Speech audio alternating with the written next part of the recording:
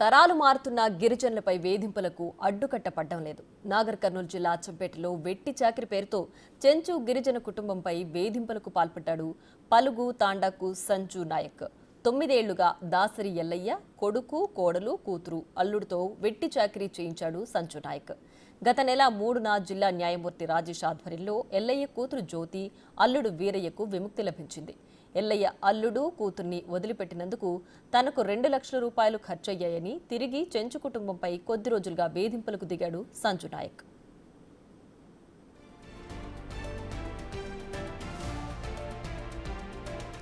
తన అప్పు తీరిస్తేనే కొడుకు, కోడల్ని వదిలిపెడతానంటూ ఎల్లమ్మను భయపెట్టాడు.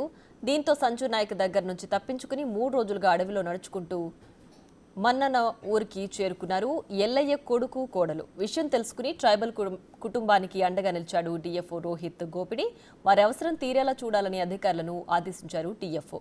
సంబంధిత వ్యక్తిపై చర్యలు తీసుకోవాలని ఆదేశాలు జారీ చేశారు.